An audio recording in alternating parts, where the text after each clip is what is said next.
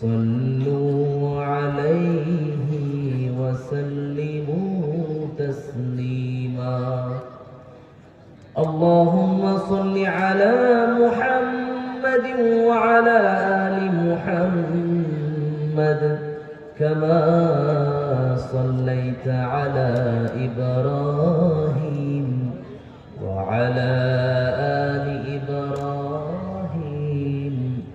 إنك حميد مجيد اللهم بارك على محمد وعلى آل محمد كما باركت على إبراهيم وعلى آل إبراهيم إنك حميد مجيد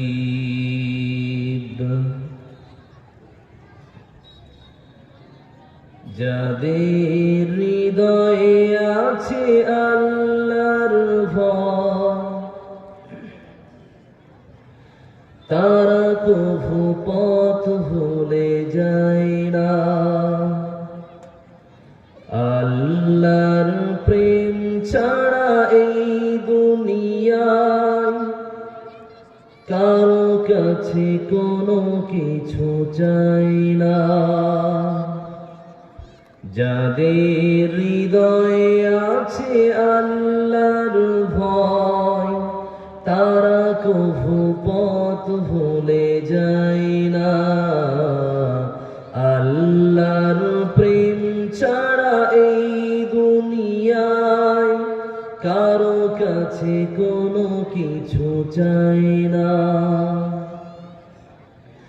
রাতের আধারে যারা সিজদাতে রয় দু চোখের স্রোতে নদী যেন বয় রাতের আধারে যারা সিজদাতে রয় দু চোখের স্রোতে নদী যেন বয় ছলনার হাতছানি যত আসুক ছলনার হাতছানি যত আসুক পিছনে ফিরেও তাকাই না যাদের হৃদয়ে আছে আল্লাহর ভয় তারা কভু পথ ভুলে যায় না দিন কায়েমের পথে যারা অবিচল তারা হলো আল্লাহর প্রিয়জন বাতিলের কাছে যারা হার মানে না সংগ্রাম করে যায় আমারও হেরার আলোতে যার হৃদয় রঙিন হাতে আল কোরআনের দীপ্ত সঙ্গীন হেরার আলোতে যার হৃদয় রঙিন হাতে আল কোরআনের দীপ্ত সঙ্গীন সত্যের পথে যারা নিবেদিত প্রাণ সত্যের পথে যারা নিবেদিত প্রাণ শত্রুকে কভু ভয় পায় না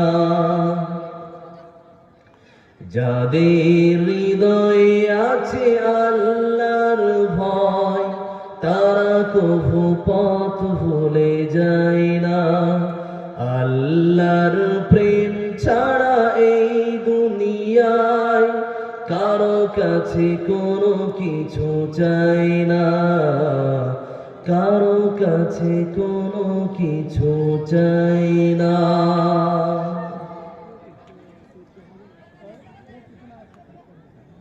সম্মানিত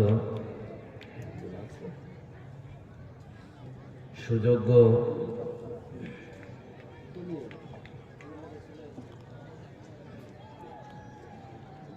সভাপতি মহাশয়, মঞ্চে উপবিষ্ট জ্ঞানী গুণী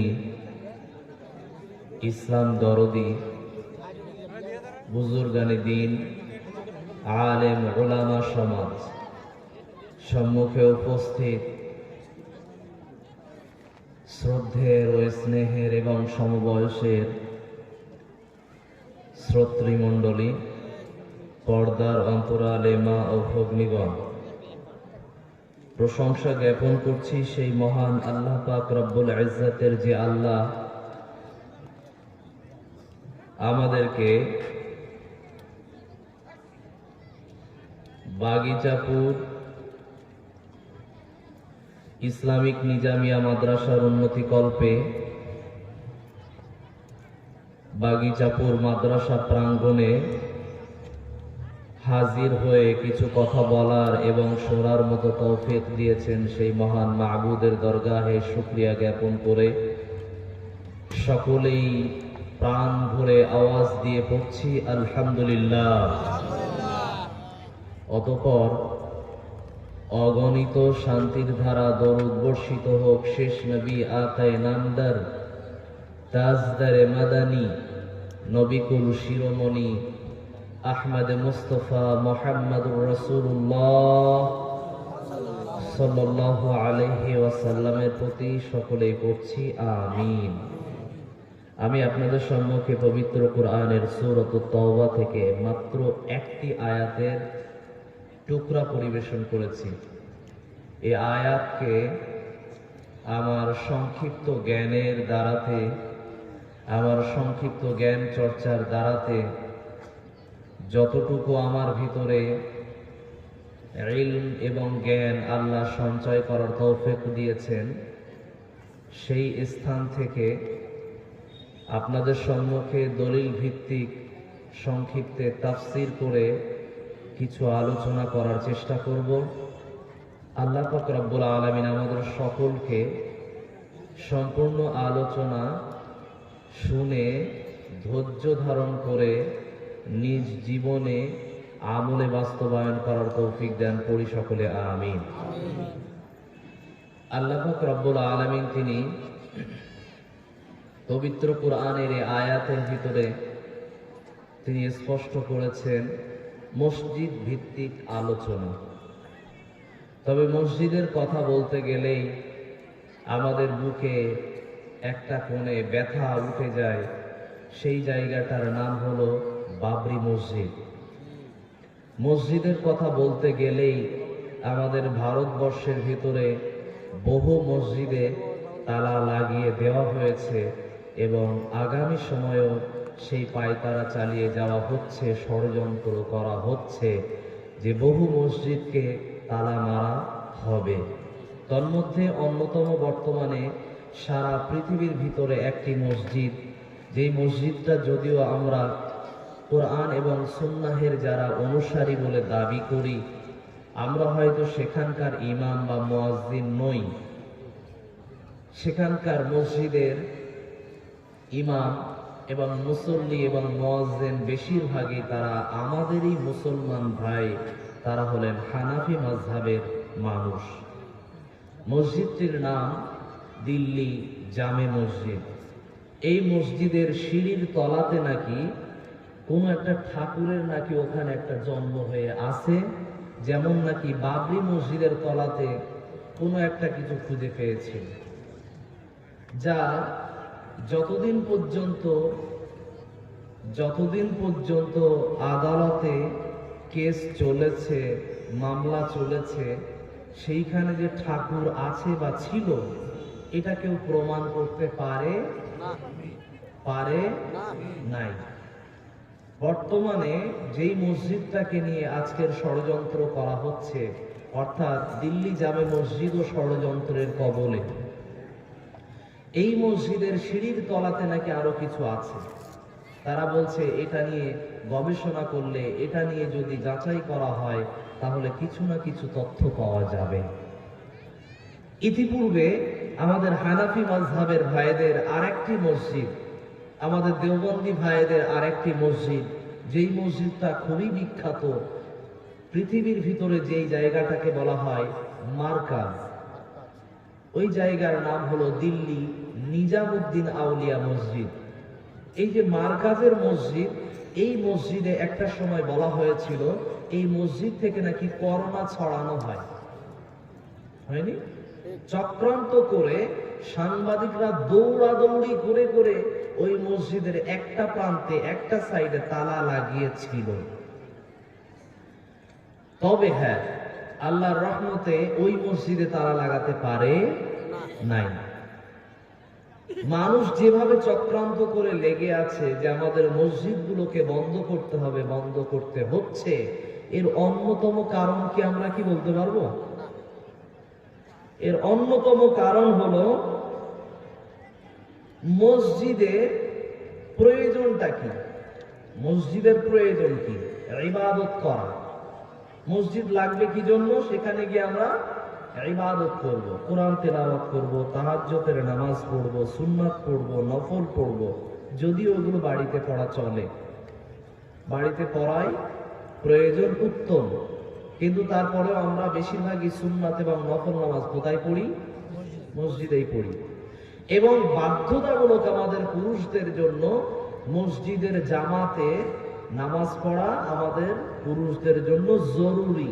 মসজিদের জামাতে ফরজ নামাজ পড়া। এখন এই কথার পরিপ্রেক্ষিতে আমাদের মসজিদটা প্রয়োজন কেন? এখানে আমরা যাতে ইবাদত করতে পারি।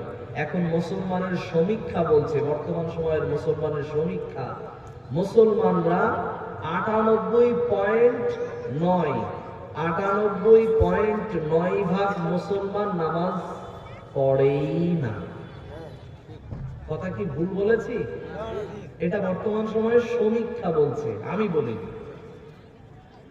এখন মুসলমান যদি এই ধরে নেন 1% আর তারপরে হাফও হয়নি, কোন রকমে 1% মুসলমান, আপনি 2 ধরে নেন, 2% মুসলমান যদি নামাজ পড়ে আর বাকি 98% মুসলমান যদি নামাজ না পড়ে, বলেন এই মসজিদ রেখে লাভ আছে? যেই বাড়ির সদস্য সংখ্যা 15 জন, 15 জনের ভিতরে 13 জন আছে সব বাইরে বিভিন্ন জায়গাতে, এই বাকি 2 জনের ভিতরে একজন বারবার যাওয়া আসা করে আর একজন সবসময় থাকে, বলেন এও যদি চলে যায় এই বাড়ি রেখে লাভ আছে? এই বাড়ি কি করবে তখন? এরা সবাই সিদ্ধান্ত নেবে যে বিক্রি করে দেওয়াই ভালো। বর্তমান বিশ্বে যেভাবে ষড়যন্ত্র করা হচ্ছে আমাদের মসজিদ নিয়ে, তার অন্যতম দোষ অন্যের দিকে তাকালে হবে না, নিজের দিকে 3টে আঙুল আছে। অন্যের দিকে একটা আঙুল লক্ষ্য করলেই নিজের দিকে 3টে আঙুল ইশারা ইঙ্গিত দিয়ে দেয় যে আপনি আগে দোষী। কেন এ কথা বলেছে? এই কারণ আমরা মসজিদকে কি করি নাই? আবাদ করি নাই। তাই আমাদের মসজিদ অন্যরা ষড়যন্ত্র করে বন্ধ করার পায়তারা চালাচ্ছে। 1 নাম্বার 2, আজকের সময় আমাদের মসজিদগুলো দখল হচ্ছে, মসজিদগুলো আমাদের হাতছাড়া হচ্ছে। এর অন্যতম কারণ আছে। এর কারণ কি? এই আমি আস্তে আস্তে আপনাদের মাদ্রাসা বা আপনাদের এইখানকার স্থানীয় একজন ব্যক্তি, উনি আমাকে আলোচনায় জানাচ্ছিলেন যে হুজুর, আমরা মাওলানা সাহেব, আমরা সবাই, আমরা আহলে হাদিস ভাইরা যারা আছি এবং অন্যান্য মাযহাবের মাসলাকের ব্যক্তি যারা আছে, আমরা সবাই মিলে জুড়ে এখানে থাকি, তাই তো? থাকি। আমি বললাম আলহামদুলিল্লাহ, খুবই ভালো।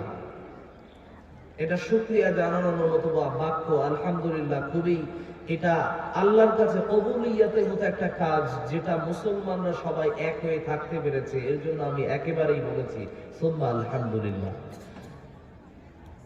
আমাদের মসজিদ আমাদের হাতছাড়া হওয়ার অন্যতম 2 নাম্বার কারণ, সেটা আমি কি বললাম?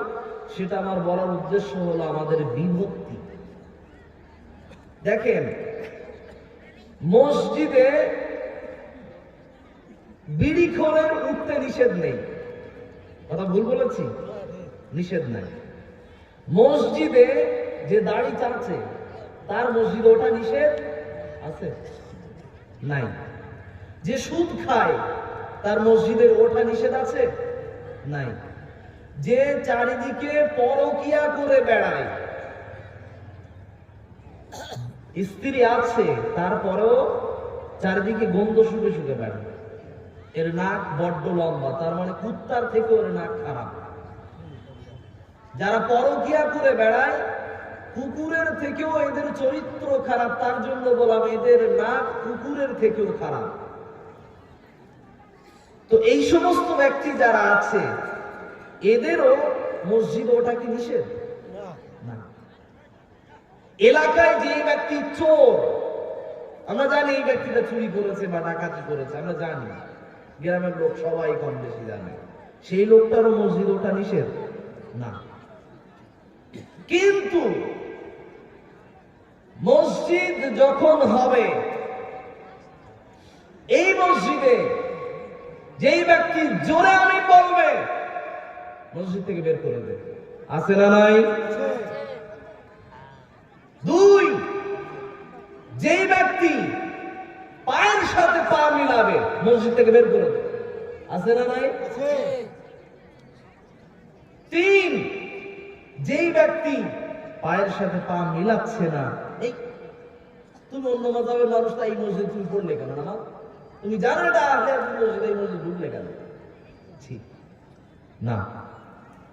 এই আপত্তিজনক বাক্য আমাদের মুখ থেকে যেন কখনো বের না হয়, আল্লাহ আমাদের তৌফিক দেন, আমিন। অন্যরা যদি আমাদেরকে মসজিদ থেকে বের করে দেয়, আমাদের যদি হৃদয়ে জায়গা না দেয়, আমরা বলি আমরা যারা কোরআন এবং হাদিস মেনে চলি, কোরআন এবং সুন্নাহ মেনে চলি, আমরা বলি পৃথিবীর যত মাযহাবের ব্যক্তি আছো, যত মাসলাকের ব্যক্তি আছো, আমাদের মসজিদে চলে এসো। আমাদের মসজিদে কারো নট এলাও নাই, আমাদের মসজিদে সবাই এলাও আছে। কথা ঠিক কিনা? এখন আমি বলতে চাই, আমাদের এই যে ভিন্নতার কারণে, মতবিরোধের কারণে আমরা বলেছি তুমি ভাই ওখানে হাত বাঁধো, তুমি এখানে হাত বাঁধো, তোমার মসজিদ আলাদা করে নাও। সমাজ আছে না নাই? জি, আপনাদের এখানে না থাকলেও আমার এলাকাতে হয়েছে, নতুন মসজিদ হয়েছে, কয়েকটা নতুন মসজিদ হয়েছে আমার 24 পরগনাতে। এর কারণ কি? কারণ ওই এলাকাতে সেই মসজিদে নামাজ পড়ছিল, ও ওর মতো নামাজ পড়বে, এই নামাজটা তাদেরকে যেন ব্যাঘাত ঘটায়, তাদের অন্তরে যেন কষ্ট দেয়।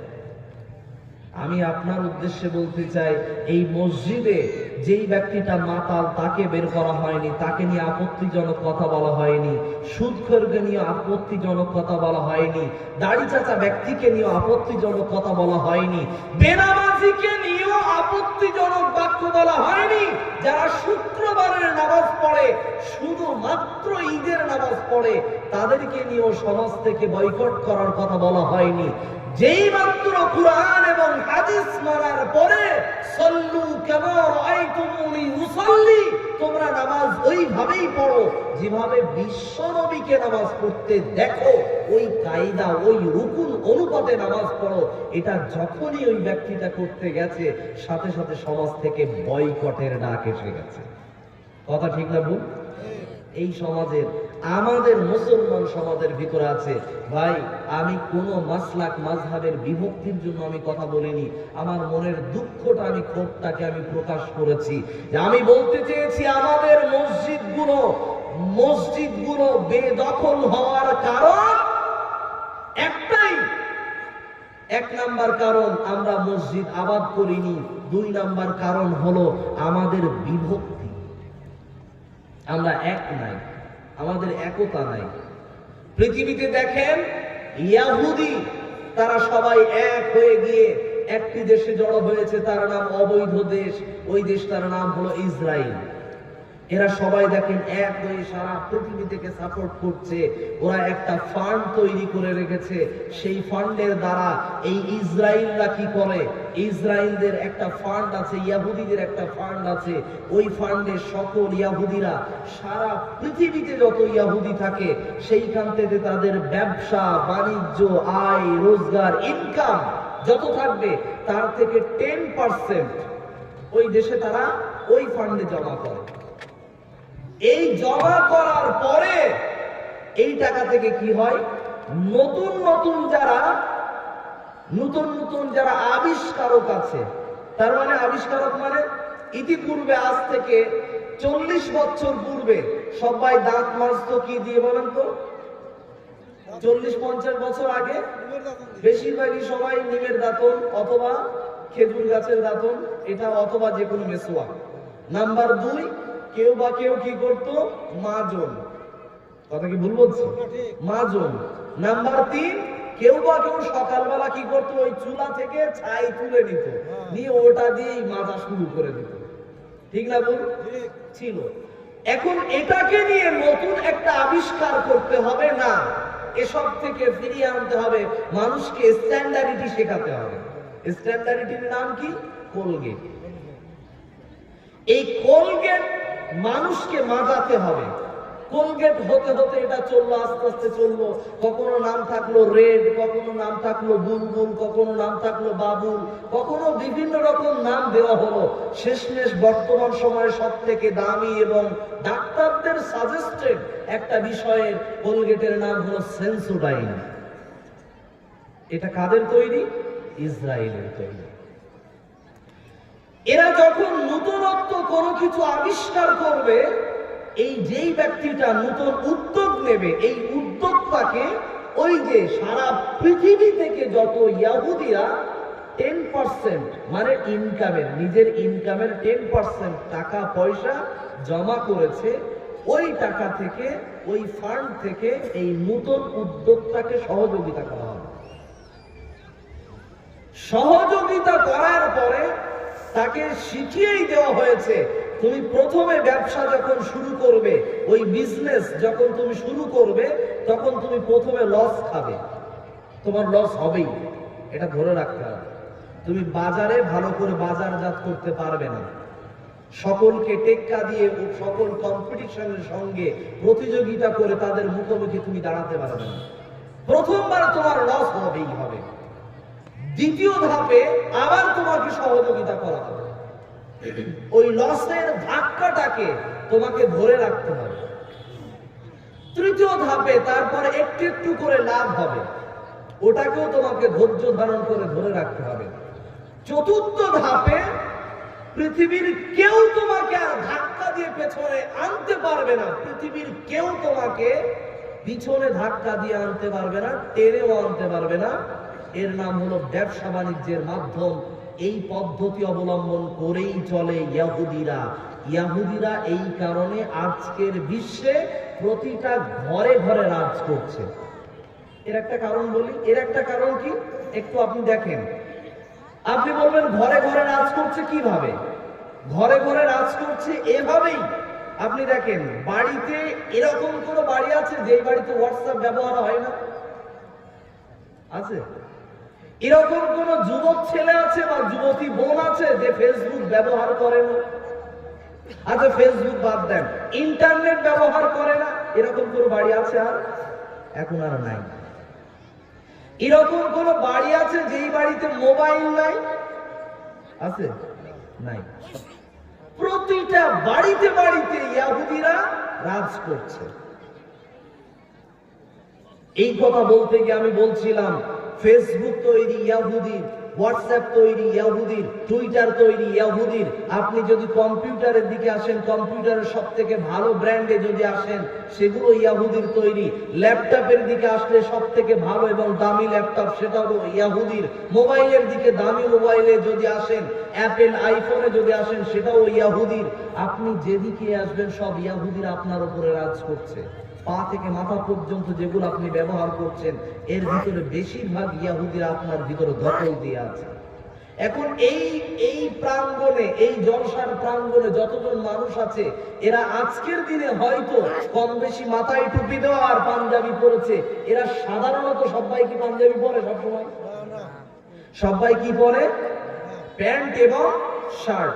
আমি বলিনি এটা ইহুদি খ্রিস্টানদের তৈরি বা ইহুদি খ্রিস্টানদের দেওয়া, এটা বলিনি, কিন্তু ওরাই শিখিয়েছে এটা, ওরাই এটাকে বেশি প্রমোট করেছে।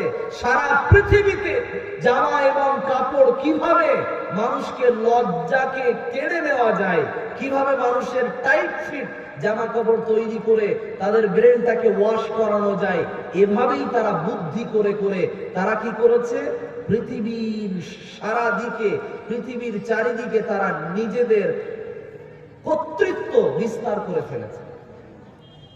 ইহুদিদের মূলত কথা যেটা আমি বলতে চেয়েছি, ওদের ইউনিটি থাকার কারণেই ওরা যত ব্যবসায় নেমেছে, যত কাজে নেমেছে, সবটাতে তারা সফল না অসফল?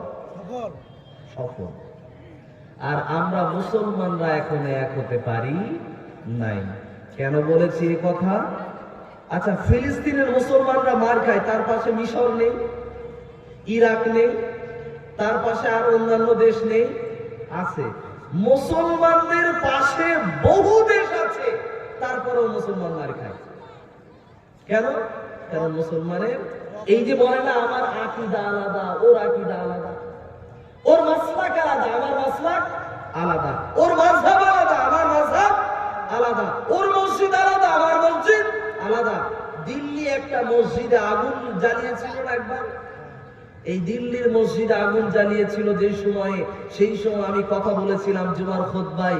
একজন জুমার খুতবার পরে আমাকে কমেন্ট করে বলছে, মাওলানা সাহেব, ওই মসজিদের আলোচনা করে লাভটা কি?